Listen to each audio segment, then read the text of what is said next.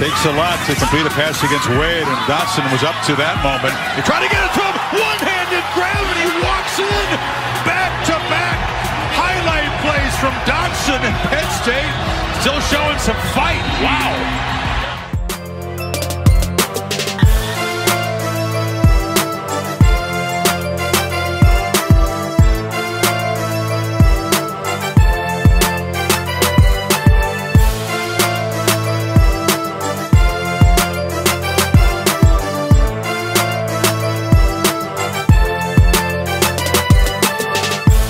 Podcast Ball, acte 147. Salut à tous et merci d'être avec nous pour continuer cette mise en bouche de la saison 2021 de College Football. Petit point Group of Five dans cette émission avec la conférence USA à l'honneur. UAB et Florida Atlantic sont-ils en passe de se retrouver? Quel visage pour le nouveau Marshall? Qui pour jouer les troubles faits? Toutes ces questions en compagnie du fondateur du site Blue Pennant, Morgan Lagré. Salut Morgan. Salut Greg, bonjour tout le monde. Je sais que tu l'attendais avec impatience, cette conférence, une des conférences peut-être les plus méconnues des Group of Five. Et certains pourtant diront que ce n'est pas étonnant, mais mais il y a quand même des beaux clients. Il y a quand même des équipes intéressantes à suivre. Et on va désormais aborder ça tout de suite, parce qu'il y a 14 programmes à analyser, en l'occurrence dans cette CUSA version 2021, avec notamment le tenant du titre dans la division Ouest.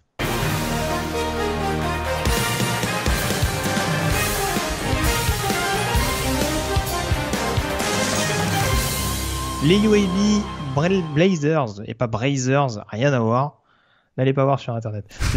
Les UAB Blazers, vainqueurs l'an passé de Marshall en finale de conférence. On en parle assez souvent, Morgan, du programme de Birmingham, coaché par Bill Clark, qui a transformé un programme qui ne devait plus exister, en l'occurrence, qui a même fermé pendant une année son programme de football. Depuis, ça va mieux du côté de cette équipe des Knights. Des Knights, n'importe quoi. J'étais parti sur UCF. Pour cette équipe de l'Alabama, est-ce qu'il faut s'attendre à ce que ça continue sur cette voie pour les joueurs de Bill Clark? Ils sont encore armés pour la guerre des tranchées. Ça, c'est clair. On sait que c'est un peu la marque de fabrique de Bill Clark. Tu l'as dit, 4 participations d'affilée à un bowl depuis la renaissance, comme tu l'as dit, du programme en 2017. C'est assez phénoménal quand on y pense d'ailleurs. 3 titres consécutifs de champion de la USA West. Et je trouve qu'ils sont quand même armés parce que ils sont basés sur une grosse présence athlétique sur la ligne de scrimmage, notamment en attaque et en défense. Et ça me paraît être encore le cas cette année.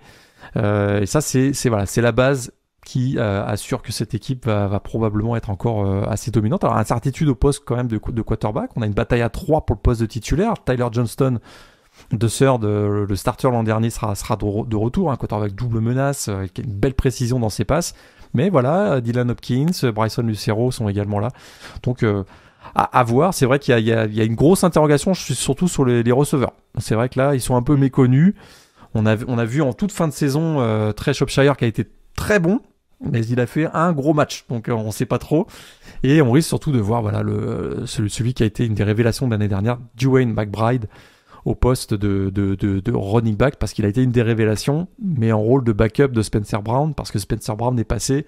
Maintenant, il va devoir assumer et assurer le rôle de running back numéro 1. Mais ça a été encourageant, prometteur ce qu'on a vu l'année dernière de la part de Dwayne McBride. Oui, tout à fait. Ouais. C'est vrai que c'est un peu le principal point d'interrogation de cette équipe de UAB. On n'était peut-être pas forcément habitué parce qu'on voyait qu'offensivement, ces dernières années, ça ne tournait pas trop mal. Là, c'est vrai que la saison passée, alors en 2019, c'était Johnston notamment qui lançait quelques pizzas. L'année dernière, c'était Lucero. Va falloir peut-être trouver un petit peu de stabilité avec a priori un Johnston qui était un peu plus précis, comme tu le disais tout à l'heure l'an dernier. Ça paraît quand même lui le favori en l'occurrence avec quelques jeunes qui vont être promus notamment au niveau des skill position et une O-line intéressante. Donc c'est plus ce point d'interrogation là qui va être à mettre en évidence. Après défensivement, c'est extrêmement cohérent l'an passé, il y a beaucoup de joueurs qui reviennent. La principale perte, c'est forcément celle de Jordan Smith. Oui. L'ancien joueur de Florida qui est parti en NFL. Va falloir voir. Alors je sais qu'ils avaient un transfert, mais j'ai oublié lequel exactement, qui était arrivé du côté du UAB. Ça va revenir. Justin Thomas de LSU peut-être. C'est ça. Merci. Ouais, tout à fait. Qui arrive éventuellement pour le suppléer. Mais sinon, globalement, il y a quand même une ossature qui fait que Alabama-Birmingham sera quand même une équipe à aller chercher. Alors que je retrouve leur calendrier rapidement, on va s'attarder plutôt sur les confrontations intra-conférences, hein, même s'il y a quelques matchs sympas, hein, il y a notamment Georgia ou Liberty par exemple pour les occuper un peu. Il y aura quand même un déplacement un peu piégeux d'entrée contre North Texas à surveiller, et puis ils vont jouer assez rapidement Florida Atlantic à la maison. Donc à voir. Et puis il y a surtout les déplacements à Marshall et à UTSA en semaine 11 et 12 qui vont pas du tout favoriser la possibilité d'un repeat du côté du programme. 2 premiers matchs bien chiants aussi. Bien sûr, il y a ce match à Georgia en deuxième semaine, mais même en première semaine, Jacksonville State, équipe de FCS qui avait battu Florida State, si je me trompe, ou non, qui avait menacé Florida State l'année dernière, et qui vient de faire une super belle saison du côté de la FCS, donc méfiance.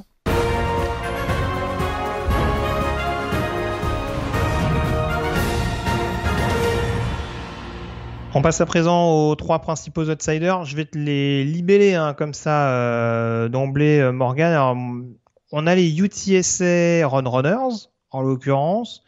On a les Florida Atlantic. Attends, qu'est-ce que je raconte? Non, sur la division Ouest, pardon. Je m'en mêle les pinceaux, tu m'en excuses. Donc, les UTSA Roadrunners, les Louisiana Tech Bulldogs et le North Texas Mean Green. Alors, je vais te lancer sur un sujet d'emblée. Moi, j'avoue que UAB, j'aime bien. Ça va être un gros candidat. Je suis très, très intrigué de voir ce que peut donner cette équipe de Texas San Antonio. Eh bien, écoute, de même. Parce que les 2 autres, Louisiana Tech et North Texas, c'est la défense qui, moi, m'inquiète beaucoup. Notamment celle de North Texas. Je suis plus optimiste pour UTSA. Effectivement, excellent boulot de Jeff Traylor, d'ailleurs, dès sa première saison. Écoute, bilan de 7-5 l'an dernier. Il héritait d'une équipe qui avait fini 4-8. Et c'est une équipe qui revient quasiment au complet.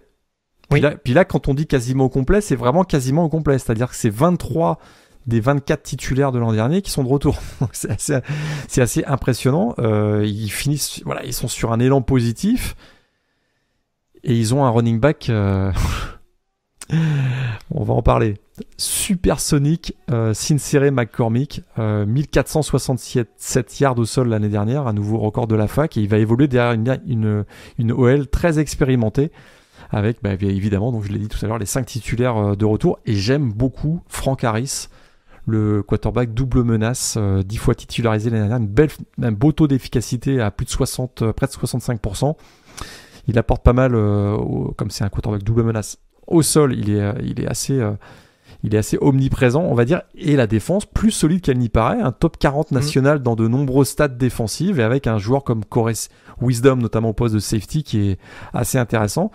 Et c'est ce qui est fou, ce côté du UTSA, c'est que si ça se passe bien pour eux, ce serait peut-être la 2e saison consécutive avec un bilan positif pour la première fois de l'histoire de ce jeune programme, ce qui est assez étonnant. Ouais, non, tout à fait. T'as tout dit globalement, mais c'est vrai que le retour. Moi, c'est vrai que défensivement, j'aime beaucoup cette équipe. T'as parlé de Wisdom notamment. J'adore vraiment un Tariq Woolen, par exemple, sur le poste de cornerback. On n'en parle pas encore suffisamment, je trouve, et peut-être qu'avec une équipe de UTSA un peu plus en avance, ça peut valoir le coup de jeter un coup d'œil dessus. Mais non, très franchement, en plus, je parlais du calendrier tout à l'heure. Le fait de recevoir en plus UAB, ça va pas être un inconvénient. Pour le programme de San Antonio, j'essaye de voir. Ils se déplacent du côté de Louisiana Tech et North Texas. Alors ça, c'est peut-être le petit bémol. Parle-nous justement des Bulldogs et du Mean Green. Alors, c'est défensivement avant tout que ça t'inquiète, plus pour North Texas ou pour les deux en l'occurrence? Plus North Texas. North Texas, ça a été horrible l'année dernière. Écoute, c'était la plus mauvaise défense du pays. Je répète, c'était la plus mauvaise défense du pays. 522 yards accordés par match. Alors, il y a une arrivée, il y a Phil Bennett qui arrive au poste de coordinateur défensif, l'ancien de SMU, Baylor et Arizona State. On va lui donner le crédit que peut-être il va réussir à relancer cette défense, parce que ce qui est dommage pour North Texas, c'est qu'offensivement, c'est très costaud pour le coup, hein, une attaque du top 10, et notamment ce quarterback Austin Hone qui est a priori le favori pour être titulaire, même si on a vu l'arrivée de Jakes Ruder de UNC. Et du coup, Louisiana Tech, alors, qu'est-ce qui t'embête un petit peu dans cette équipe-là? Défensivement, c'était pas fabuleux non plus l'année dernière. 34 points de moyenne concédés. Il y a des joueurs, un programme qui pour le coup a une certaine stabilité sous Skip Holtz. Il y a des joueurs qui peuvent être assez intéressants. Écoute, c'est une équipe qui est médiocre dans tous les secteurs. Et puis comme je fais souvent la mauvaise blague, le problème c'est que tout le monde est de retour, quoi. Et c'est un peu problématique. Même si, ils ont bien vu qu'ils avaient peut-être besoin de renforts. Il y a pas mal de renforts, notamment des joueurs de la ACC qui sont arrivés. Je pense à Miles Mason, le safety d'Arkansas. Et également le cornerback Balen Buchanan qui arrive de Tennessee. Mais défensivement, voilà, je trouve qu'il n'y a pas vraiment de secteur fort dans cette équipe. C'est un peu médiocre partout. Et moi, ce qui me fait m'inquiéter quand même, c'est l'état de santé de Luke Anthony, le quarterback, qui a souffert, on se souvient, d'une blessure très grave lors du dernier match de la saison régulière en 2020. Et il avait plutôt fait une bonne impression, 16 TD, un ratio 16-5 TD interception. Mais cette blessure-là me fait poser beaucoup de questions. Et s'il ne revient pas à pleine capacité au début de la saison, ça pourrait être difficile pour Louisiana Tech cette année, quoi. C'est aussi peut-être pour ça qu'ils ont fait venir Austin Kendall, ancien de quarterback d'Oklahoma et de West Virginia. Exactement, mais Austin Kendall, c'est sûr que on attendait tellement de lui qu'on a été un peu déçus. Ça n'a pas été. Il a eu quelques matchs intéressants avec West Virginia, si je me trompe pas, mais oui, je suis pas encore convaincu à 100% qu'il peut tenir la baraque d'une attaque sur toute une saison, quoi.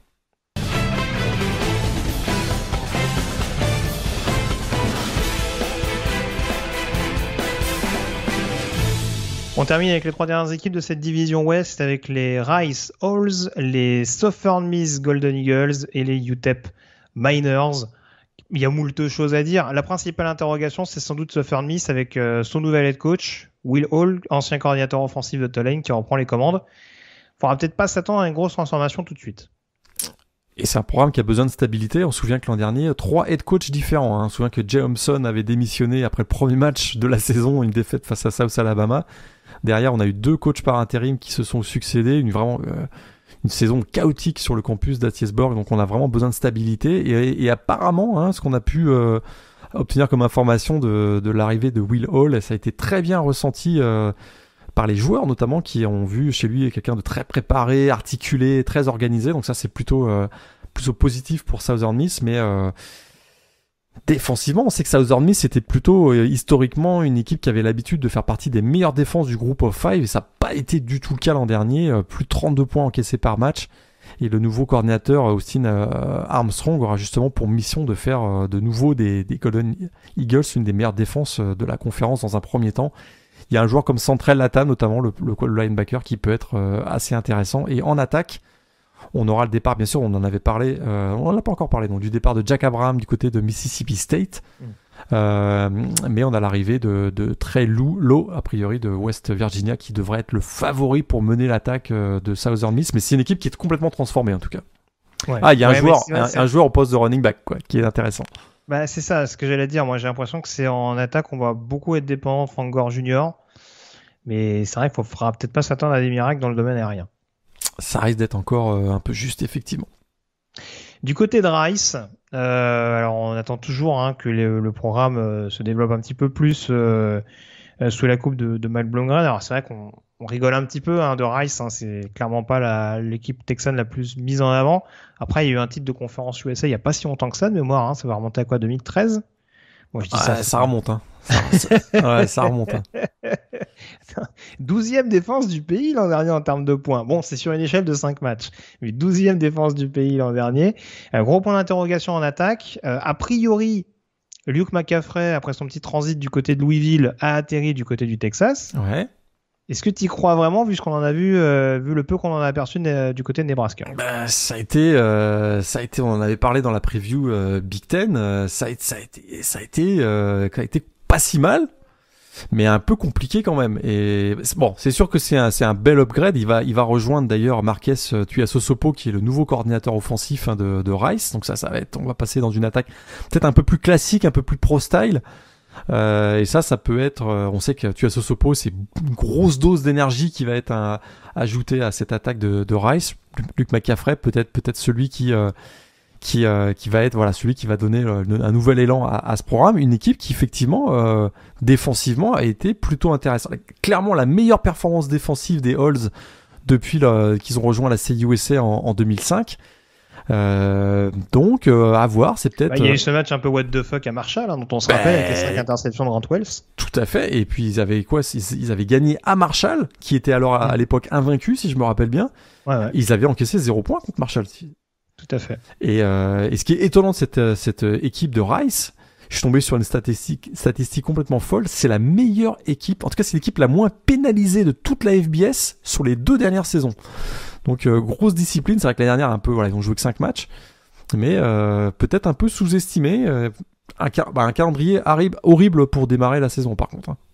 T'as vu leurs 3 premiers matchs ? Je l'ai pas sous les yeux. Arkansas, Houston, Texas. Good luck. Ça vaut quoi Texas Southern en FCS, que j'avoue que... Ah non, c'est jouable. Texas Southern, ça devrait être... Après, ils ont des déplacements à UTSA, à UAB, dans une moindre mesure à Charlotte. Donc, on va voir. Mais bon, après, la fiche l'an dernier, donc je disais, c'était... 2-3. 2-3, c'est pas si mal. Alors, une bonne saison à 5-7, c'est bien, non ? S'ils font 5-7, ce sera positif pour eux. Ouais, je pense également, surtout qu'on l'a dit, défensivement, c'était quand même relativement costaud et surtout discipliné. Hein. Oui. Ils perdent quand même Blaise Aldridge sur le poste de linebacker qui est parti du côté de Missouri. C'est vrai. Ça, c'est le petit bémol quand on sait que c'était vraiment le cœur de cette défense. Ce sera éventuellement à surveiller. Est-ce que tu as un espoir particulier concernant UTEP ? Bah écoute, j'ai envie de te dire que oui. Pouvoir parler tout à l'heure de UTEP. J'ai envie de te dire que oui. Écoute, 3 victoires en 2020, c'est autant que les 3 saisons précédentes. Ah, c'est sûr. Vu comme ça, c'est quand même pas si mal. Des succès obtenus, je le précise, entre Stephen F. Austin, Abilene Christian, donc 2 programmes de FCS, et Louisiana Monroe à l'extérieur. Louisiana Monroe qui a donc viré son coach l'an passé, Matt Viator. Tout à fait. Donc, des succès à référence, donc on peut le dire. Bah, ils savent gagner des matchs face à des adversaires à leur niveau. C'est intéressant quand même. C'est vrai. Après, ils ont enquiquiné North Texas, mais tu le disais tout à l'heure, c'est vrai que la défense n'était pas fabuleuse du côté du Mean Green. Ouais, c'est sûr. Ce qui nous rend pas très optimistes, c'est qu'il y a un manque de talent et de profondeur générale qui est évident. En plus, il y a une petite incertitude au poste de quarterback, mais c'est... Non, ça va être compliqué. S'il y a bien un programme dans la conférence USA où il y a une grosse interrogation sur le poste de QB, c'est bien UTEP. Ouais, donc, on en reparlera tout à l'heure de UTEP, je pense. Oui, c'est ce que j'allais dire. Ouais, je pense qu'on va aborder le sujet à un moment donné. Je sais pas pourquoi, j'ai cette intuition.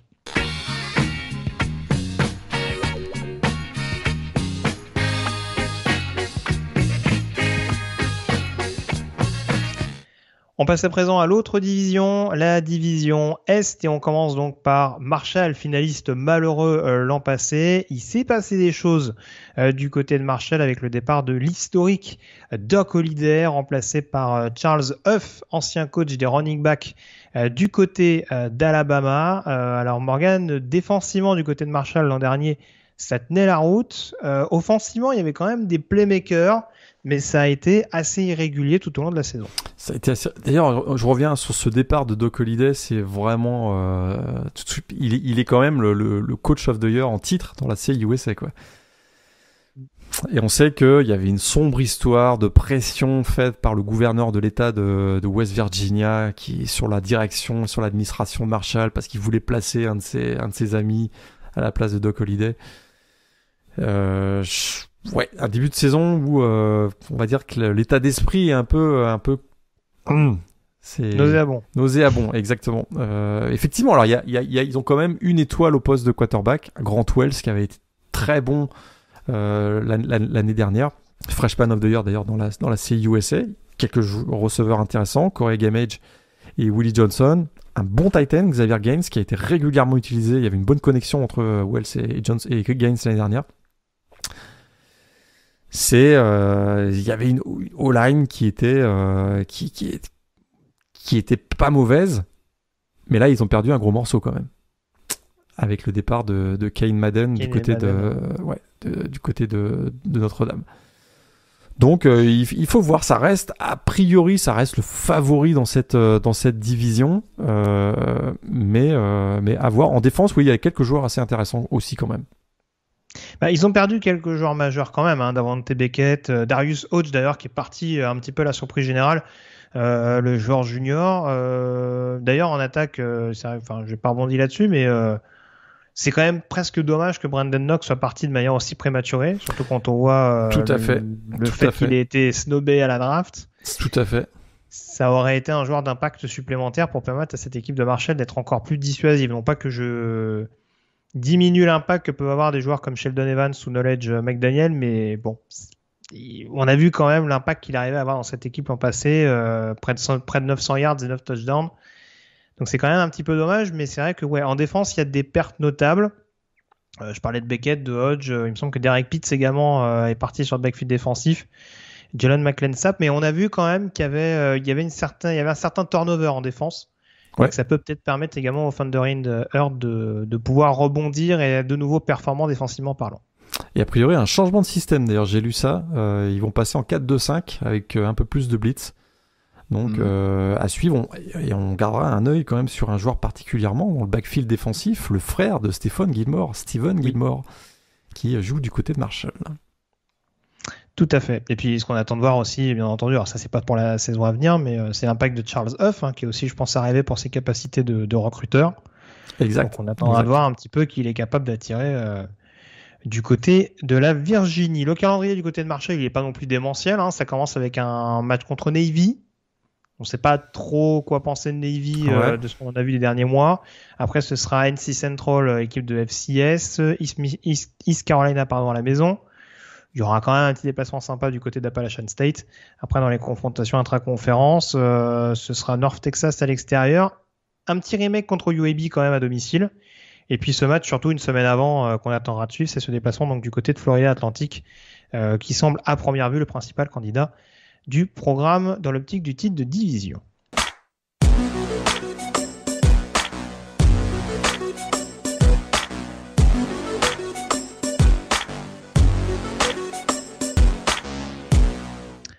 On va en parler à présent du coup de Florida Atlantic. Je vais te donner les 3 principaux outsiders, Morgan, même si ça semble un peu moins disputé dans cette division, en tout cas de mon avis. Tu me diras ce que tu en penses. On va parler donc des Florida Atlantic Oils, des Western Kentucky Hilltoppers et des Charlotte 49ers. On commence donc avec Florida Atlantic, équipe qui a été remise sur la carte du foot américain par Lane Kiffin. Willie Taggart a pris le relais, ça s'est pas trop mal passé l'an dernier. En tout cas, le programme s'est pas écroulé non plus. Par contre, offensivement, dans le domaine de prédilection de Willie Taggart, on attend beaucoup mieux. C'est la pire attaque de la conférence l'année dernière, c'est pas plus compliqué que ça. Et pourtant la QB room est pleine, parce que et puis il y a des choses assez drôles. C'est-à-dire que si je me trompe pas, on a Michael Johnson Jr. qui arrive de Penn State, qui est le fils du coordinateur offensif, Michael Johnson Senior donc.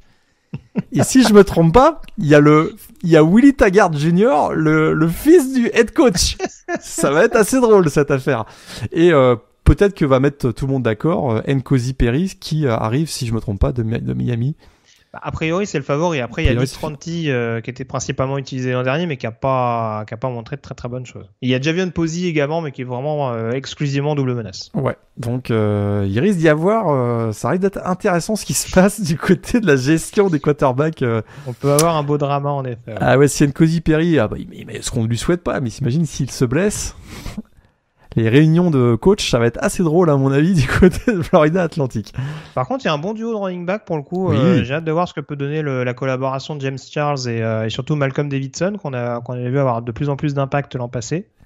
Tout à fait. Ça peut être un duo intéressant justement pour peut-être retirer un peu de pression justement de ce jeu aérien qui a été une constante play du côté de Florida Atlantic l'an dernier. Ouais, tout à fait. Ça a été mieux. Écoute, défensivement, c'est une équipe qui a été plutôt intéressante puisqu'on avait le meilleur sacker notamment de la conférence, Leighton McCarthy, qui, si je me trompe pas, sera de retour.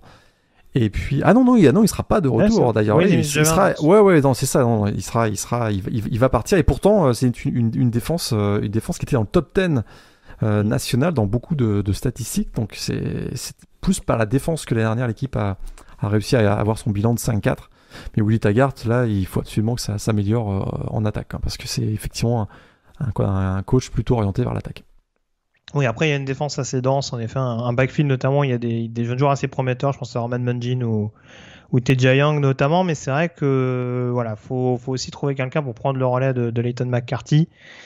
Ça va pas être simple d'emblée, mais encore une fois, du côté de Florida Atlantic, je pense que les principaux mots sont offensifs et que voilà, trouver des alternatives en défense, ce sera peut-être pas la priorité non plus. Enfin, en tout cas, c'est pas ce qui conditionnera le bon exercice ou pas de Florida Atlantic qui commencera sa saison face à Florida. Ouais. On aura également dans les rencontres à surveiller le match contre Air Force devrait être assez sympathique. Le classique contre Florida Atlantic en 5e semaine à domicile. Et puis après, on aura UAB à l'extérieur. On aura Marshall à domicile également un petit peu plus loin. Et Western Kentucky à l'extérieur. On va en parler de Western Kentucky. Équipe qui s'en sort pas trop mal depuis l'arrivée de Tyson Elton à la tête du programme. Alors, je dis ça. Il y a eu une saison 2020 un petit peu plus en délicatesse. Mais ce qui est un petit peu problématique avec cette équipe, c'est qu'il y a des bons QB, mais il n'y a pas grand-chose autour. Mais il y a un en tout cas, il y a des QB dont on arrive à tirer des choses intéressantes. Oui. Alors, j'ai reformulé mon propos. Et attention, il pourrait y avoir un gros phénomène cette année du côté de Western Kentucky.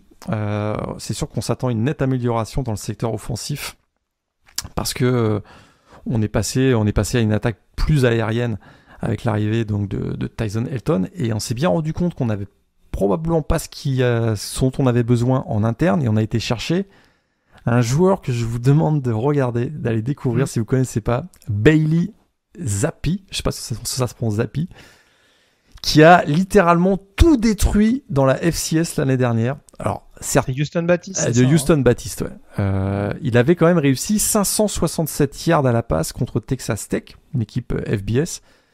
Meilleur joueur de la conférence Southland l'an dernier. Et puis ce qui me rend encore plus enthousiaste, c'est qu'il arrive, il arrive pas les mains vides, il arrive avec ces 3 receveurs de Houston Baptiste qui ont été recrutés du côté de Western Kentucky. Les frères Jarrett, ah ouais, ils ont pris la totale, c'est le package total. Ils ont pris les 2 frères Jarrett et Josh Stearns, et ils ont pris également Ben Ratzlaff. Ces 4-là, ils ont vraiment tout détruit dans la FCS la saison dernière. Et tu sais qui sera le coach, le coordinateur offensif de Western Kentucky l'année prochaine? Eh bien, le head coach de Houston Baptiste, Zach Kitay. Donc attention, d'ailleurs Zach Kitay qui avait joué un rôle important dans l'éclosion de Patrick Mahomes du côté de Texas Tech. Donc écoute, si tout fonctionne bien, Western Kentucky, ça peut être d'abord une équipe super le fun à voir. Et attention Marshall. Et bonne défense, Western Kentucky, symbolisé notamment par D'Angelo Malone, le pass rusher qui est de retour. On avait vu notamment des DB extrêmement productifs l'an dernier, je pense à Deontay Ruffin notamment. Donc, non, franchement, je te rejoins. Il y a un groupe en effet qui est capable, si la sauce prend bien offensivement, et on a vu notamment qu'il y a 2 ans, Western Kentucky, ça fait quoi? Ça fait 9-4. Donc c'est une équipe qui est capable de se ressaisir et de rebondir par rapport à l'échec qu'a pu être offensivement, en tout cas dans le domaine aérien, Tyrell Binkram. Et effectivement, D'Angelo Malone, le defensive end, qui était le meilleur défenseur de la CUSA en 2019, sera de retour. Il n'avait pas joué la saison dernière. Alors, Charlotte, on était hyper hypé il n'y a pas si longtemps que ça. Ça a retombé. Avec notamment le duo Chris Reynolds, Victor Tucker. C'est sûr que ça a quand même été relativement moyen l'an passé. Un bilan de 2 victoires pour 4 défaites. Ouais.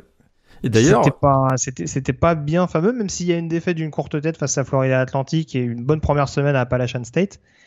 On en attend peut-être un petit peu plus du côté de cette équipe de Charlotte, notamment défensivement. Parce qu'ils se sont fait marcher dessus l'année dernière, littéralement, une défense contre la course épouvantable, un backfield défensif qui n'a pas été beaucoup mieux et qui est en plus en chantier cette année.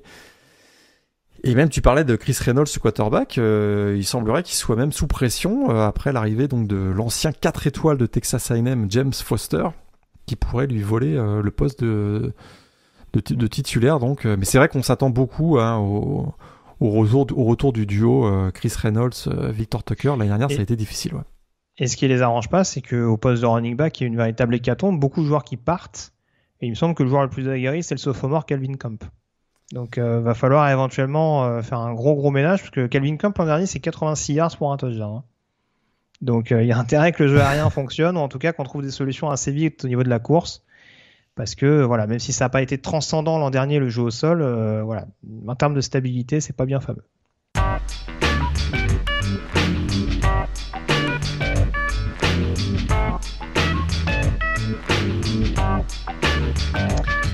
On termine avec les 3 dernières équipes du coup de cette division Est dans la conférence USA avec les Middle Tennessee Blue Raiders, les Florida International Golden Panthers et les Old Dominion Monarchs. Commençons Morgan par Middle Tennessee, si tu me permets, une équipe qui était en finale de conférence il n'y a pas si longtemps que ça, 2017 non ? Je ne vais pas dire de bêtises. En tout cas, pour l'instant, le programme qui est coaché par Rick Stockstill depuis maintenant une bonne quinzaine d'années. Ouais, tout à fait. C'est pas forcément hyper régulier. On a beaucoup misé sur Asher O'Hara l'an dernier, le quarterback double menace. Ça n'a pas été très très concluant offensivement parlant. Est-ce que tu penses notamment que l'arrivée de Bailey Hawkman en provenance d'NC State peut changer cette équation ? En tout cas, c'est ce qu'espère Middle Tennessee, très clairement. Il a quand même... Il a été bon l'année dernière quand il est recruté par Florida State d'ailleurs, mais quand il a été amené à jouer du côté de NC State, il a été plutôt bon, 9 titularisations l'an dernier, donc on espère qu'il va porter cette confiance du côté de Middle Tennessee. C'est sûr que on craignait de se retrouver sans solution après le départ de Asher O'Hara du côté de Middle Tennessee. Là, on a un joueur qui a une certaine expérience, donc est-ce qu'il va s'adapter rapidement au système de jeu ? Ça, c'est des Blue Raiders, ça va être le point d'interrogation. Mais j'aime aussi le retour de Ami El Rasoul, hein, on se souvient, l'ancienne recrue 4 étoiles de Florida State, qui sera de nouveau du côté de Middle Tennessee. Défense horrible l'année dernière. Hein. Tu veux nous en parler de la défense ? Ah bah là, c'est une des pires défenses du pays contre la course. Il retrouve Rick Blankenship quand même sur le poste de safety. Leur leader depuis maintenant pas mal d'années, mais c'est à peu près le seul motif de satisfaction. Ouais. Voilà, exactement. Et le premier mois de la saison, ça va être crucial pour cette équipe parce qu'ils jouent contre Monmouth, qui est une équipe qui a un gros jeu au sol dans la FCS. Je viens de le dire, c'est une défense horrible contre le sol, donc c'est pas gagné contre Monmouth. Virginia Tech en deuxième semaine. Et voilà, Virginia Tech en deuxième semaine en déplacement, à UTSA et à Charlotte. Donc là, ils ont un match vraiment piège à domicile contre une équipe. Je pense que tu peux rajouter Marshall à domicile et Liberty à l'extérieur. Je pense que là, on va faire tout le calendrier. Parce que... en tout cas, c'est pas des matchs gagnés d'emblée. Ouais, l'objectif d'un 9e bowl pour Rick Stockstill depuis son arrivée à Middle Tennessee, c'est pas gagné cette année, je trouve. Stockstill qui a été pas mal bousculé en interne pendant l'intersaison. Je crois qu'il y a des assistants notamment qui ont pointé sa gestion de la Covid et... qui ont pointé son côté un peu sa manie du népotisme, parce qu'il faut savoir que son fils ancien quarterback d'ailleurs du programme Brent est devenu coach de receveur pendant l'intersaison et apparemment ça a fait grincer quelques dents. C'est chose qui arrive. Voilà les derniers potins de la CBS. Parlons de potins, Florida International coaché par l'emblématique Butch Davis, ça va pas fort du côté de Florida International. Saison écourtée l'an dernier, mais surtout saison sans la moindre victoire. 5 défaites en 5 rencontres du côté de Florida International. Alors, Butch Davis, pour l'instant, offensivement, ça a du mal à carburer. Il y avait eu... Alors, comment il s'appelait ce quarterback ? C'était pas Brandon Doughty. Je me rappelle plus du quarterback qui était à Florida International il y a quelques saisons. C'était pas mal. Là, pour l'instant, c'est un gros chantier. Et a priori, on semble se diriger vers Max Bordenschläger, ancien quarterback de Maryland aux commandes. Est-ce que ça te rassure beaucoup ? Ah ouais, je suis super rassuré puisque les deux gros candidats pour le pour le poste de QB1, donc Bordenschläger et Callan Wiggins, ils tournent à 50% de réussite à la passe. Donc c'est encourageant. C'est encourageant. Et ils sont tellement mauvais. J'ai oublié, c'était James Morgan, bien entendu, qui est au Jets aujourd'hui, je crois. Et ils sont tellement mauvais que Butch Davis serait même prêt à lancer le freshman Aden Carlson. Alors, au moins il y a le retour de Shemar Thornton qui avait été très bon en 2019. Mais ouais, bof quoi. Il y a une petite perle aussi qui vient. Devante Price aussi. Devante Price au poste de running back. Ouais. Puis il y a peut-être la pépite qui pourrait être Tyrese Chambers qui a fait aussi très très fort au niveau FCS avec Sacred Heart. Donc à voir, il avait été finaliste du trophée Jerry Rice Award qui récompense le meilleur freshman au niveau FCS. Donc il débarque cette année. Donc ça peut être assez intéressant. Puis alors, il y a une constante dans les équipes de la CUSA, c'est que la défense contre la course, ils sont vraiment mauvais, quoi. Et là, Florida International, il fait partie de ce groupe. Terrible l'année dernière, plus de 235 yards au sol accordés. Ils avaient même pris presque 400 yards contre Florida Atlantic, je me rappelle. Donc, waouh. Pourtant, ils n'ont pas des mauvais joueurs sur le papier. Hein. Devon Strickland, c'est pas mal sur le premier rideau. Tyson Maeva, l'ancien linebacker de Boise, c'était censé quand même dynamiser un peu le groupe. Après, c'est sûr que collectivement, ça a l'air de sortir un peu plus les rames. Ouais. On termine par ton programme préféré. Hein. J'ai gardé le meilleur pour la fin. On sait pas quoi en dire. Ils ont pas joué l'année dernière. La deuxième, non, c'est même pas la deuxième saison, c'est la première. Ce sera sa première saison. De Ricky Rainey, ancien coordinateur défensif de Penn State. Ouais, effectivement. Ouais. Donc, Old Dominion. Bel upgrade, hein. Bel upgrade pour Ricky Rainey. C'est un beau projet de carrière, je te l'accorde. C'est sûr que là, en tout cas, on peut pas mettre à son discrédit. Écoute, je pense qu'on parlait de chantier. Là, en l'occurrence, on va voir. On a vu que UAB, avec une année où ils ont fermé les portes, c'est reparti du bon pied.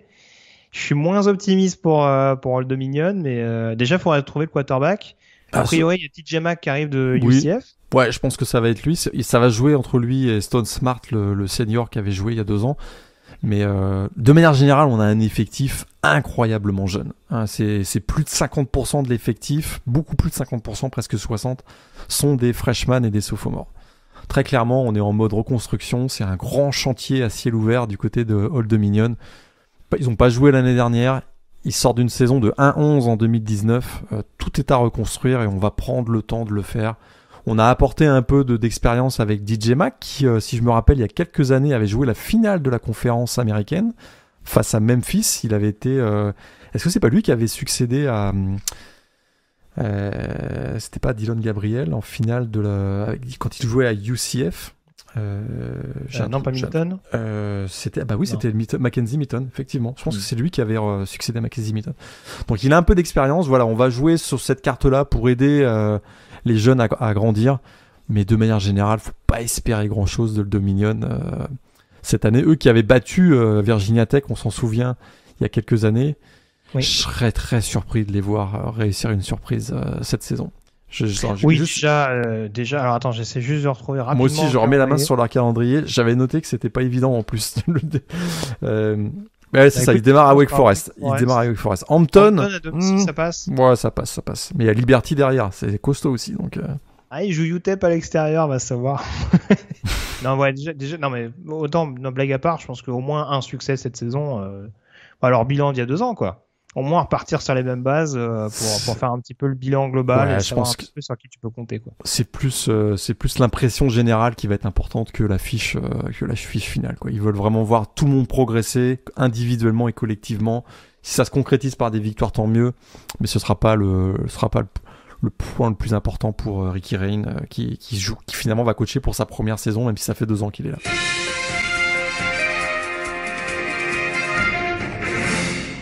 On passe au Chess Show à présent. Est-ce qu'on reprend la direction d'El Paso? Je crois on est obligé de retourner au Texas. Et je pense que lui, on le nomme assez régulièrement aussi, hein. Parce que c'est un habitué. Hein. 10e saison. Il a remplacé Brian Van Gorder à la longue. 10e saison. Alors on l'a dit tout à l'heure, c'est 2020 a sauvé sa tête. 3 victoires. Autant que les 3 saisons précédentes, mais Dana Dimel, ça va commencer à être difficile pour lui, quoi. Parce que c'est un programme qui progresse pas, quoi. Sa fiche globale, c'est 35-66. Ouais. Alors, c'est surtout, alors. J'étais en train de regarder, mais son passage à Houston, il avait fait 8-26 au début des années 2000. Et là, il est à 5,27. Il y a plus de... Il avait fait 3 belles campagnes à Wyoming à la fin des années 90. Depuis, c'est que des fiches négatives quand il est à la tête d'un programme. Il y a une constance dans son parcours et c'est pas très rassurant pour lui, je trouve. C'est ça qui est un peu problématique, quoi. Oui, ils sont souvent 7e à l'ouest. Donc oui, c'est sûr que c'est pas très très rassurant en l'occurrence. Et oui, c'est clairement pas la force de la division, comme on l'a dit tout à l'heure. Ouais. En termes de contenu, en termes de cohérence globale, c'est pas ce qui est parti pour nous rassurer le plus. On passe à la finale de conférence. Morgan va falloir se mouiller du coup. Qui tu envoies en finale de conférence CUSA? Eh bien, dans l'Est, je vais y aller avec Western Kentucky. Ah, c'est une sorte de bandwagon de mon côté, tu l'auras compris. Et du côté de la division Ouest, UAB c'est vraiment costaud, mais je vais y aller avec UTSA. Donc pour moi ce sera Western Kentucky contre UTSA. Ce serait pas mal, il y aura un peu de renouvellement au moins pour le coup. Moi je t'avoue que le fait que Western Kentucky joue à Marshall, ça m'incite à aller plutôt vers Marshall. Je me dis qu'il y a quand même, c'est un petit peu dans le même phénomène qu'Ohio, c'est-à-dire qu'il y a du changement mais dans la continuité. Défensivement, il y a des joueurs 4 qui sont partis, mais tu sais qu'il y a pas mal de relais derrière. Offensivement, c'est à peu près la même donnée.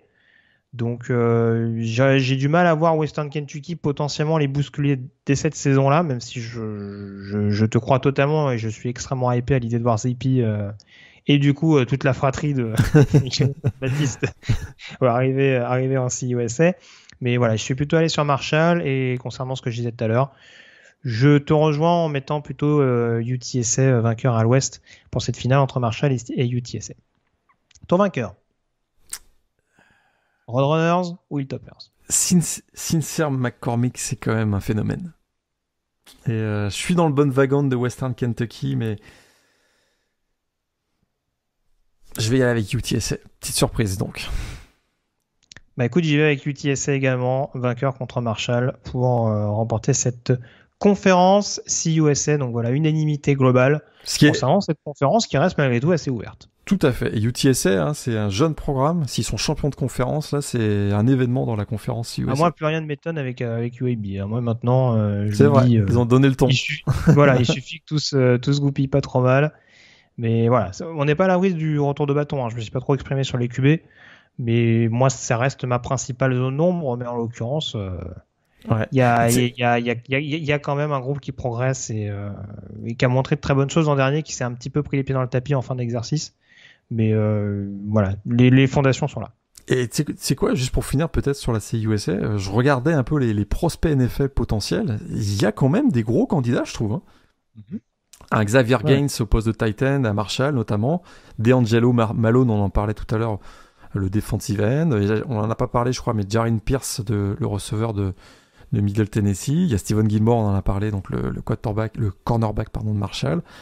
Sincere McCormick, je me trompe pas si je l'ai vu dans le top 5 de certains boards des running backs. Donc c'est une conférence qui effectivement est pas la plus sexy, on va dire, de FBS, mais si vous êtes intéressé par découvrir des joueurs intéressants pour la prochaine draft, il faudra garder un petit œil sur cette conférence. Je te rejoins totalement là-dessus. On a fait le tour en tout cas sur cette conférence USA. Je te remercie Morgan d'avoir été en ma compagnie. On se retrouve très prochainement a priori pour parler de la formidable conférence SEC. On se rapproche à grands pas de ce début de saison 2021. Merci encore à tous de nous avoir suivis. Passez une très très bonne semaine avec plein de rencontres NCAA au programme. Salut à tous. Salut à tous, bonne semaine.